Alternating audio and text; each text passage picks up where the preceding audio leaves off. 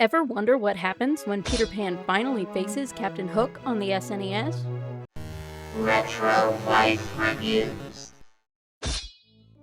In this game, you platform your way from ordinary, suit-wearing, no-fun business dad back into Peter Pan. This game is a simplified retelling of the main plot point of the 1991 movie Hook. In this game, you're a regular dude telling your kids to go to bed as you work to convince them that their grandma isn't the real Wendy. You tell them to grow up and that there is no adventure. Way to crush their young spirits, Dad. Gah. They go to bed and immediately get abducted by Hook. Hook's climbing in your window and snatching your children up. Now you're forced to admit that you're Peter Pan and try to trade your business suit for tights and a dagger to go save your kids from Neverland. In this platformer, you're basically out-of-shape Peter Pan. You can strut, that's right, not walk, strut. Jump, run, poke things with a dagger, and sometimes get a sweet sword or fly. Tink doesn't seem to like you enough to hang out with you all the time, and you need her magic dust to fly.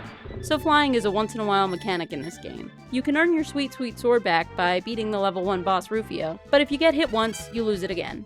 It only appears once in each level, and you have to stumble upon it, often in a hidden spot. So unless you're amazing, don't count on having your overpowered sword for very long. There are 10 levels and 8 bosses, including the final battle. The manual says 12 levels plus the boss, but I'm honestly not sure how they're counting that, because there are only 10 distinct areas on your map. Some of the levels are ground combat, others are air, and some are a mixture of the two. Each has its unique charm and frustration. The bosses are colorful and fun, but fighting them can be cheap. And that goes both ways. Several of the bosses you can post up in a good spot and patiently wait to kill them without getting hurt. And other bosses you won't be beating unless you have a good amount of health going in, because they follow close and can be extremely hard, if not impossible, to avoid. The graphics are cute, and I think they did a good job of capturing the Neverland characters. There are a few places in the game where they give characters giant eyes when they get hit, and to me that was the funniest and most memorable part of the game. The changing levels and looks of the game live up to the feeling of magic and Neverland, and are executed well. I found the soundtrack to be good overall, but lacking some of the Hook magic in a few places, like Mermaid Lagoon. It's interesting to note that John Williams was involved in composing 11 of the 20 pieces used in the game, so the music is an adaptation of the music from Hook, but it just loses some of that magic in 16-bit form.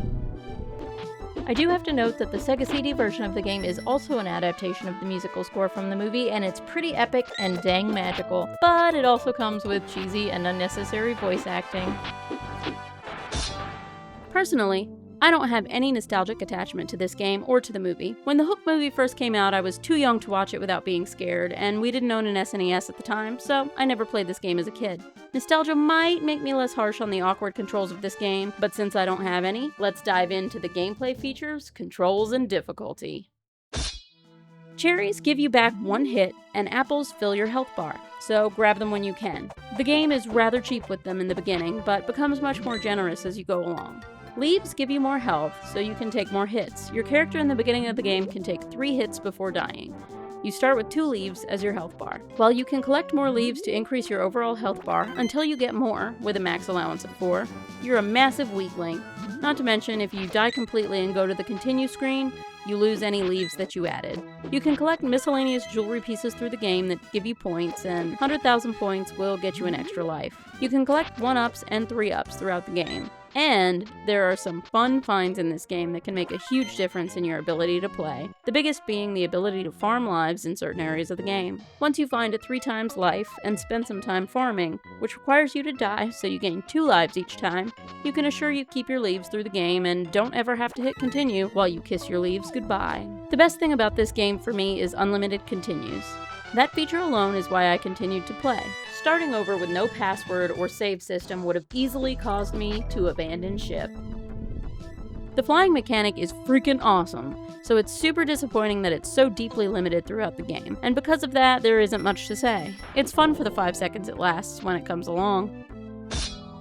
I found the controls of this game to be rather frustrating. Pan is exceptionally floaty and walks, struts, very slowly, but at least he does it with extreme swagger. State changes in this game can be frustrating. For example, on land you can turn and slash your weapon with relative ease.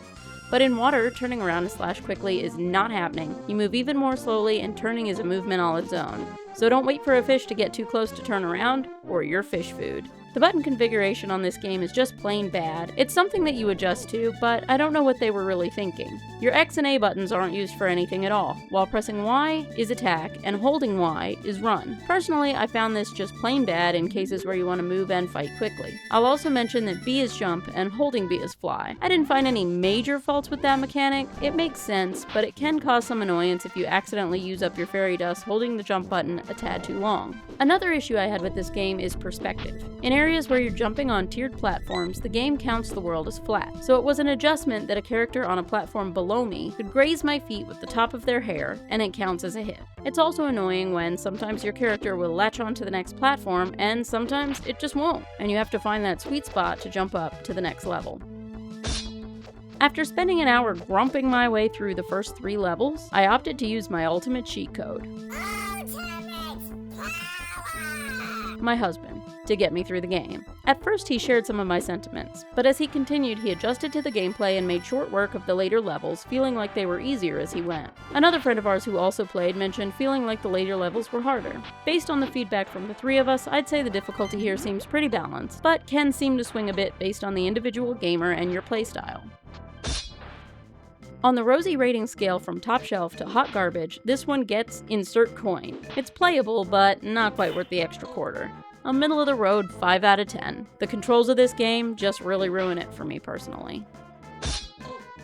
Any retro game enthusiast will make short work of this game, as a big part of it is simply learning the levels, like many other retro games. Living vicariously through my husband, we took this game out in under 2 hours. I'm pretty sure that was made possible by farming lives to hold onto our leaves. Those extra hits go a long way.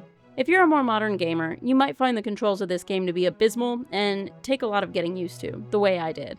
If you love Hook and like the look and idea of this game but absolutely hate the controls, I have been made aware of a ROM hack that allegedly fixes the controls, but I haven't tried it myself, so if you try it, let me know in the comments if it helps or if it hurts. Overall, if you can adjust to the controls, this is an entertaining platformer with fun, colorful levels that each have something new to offer. If you enjoyed this review, give it a thumbs up, and if you have opinions on this game, drop them in the comments below. I'd love to know how you felt about Hook for SNES. Until next time, happy gaming!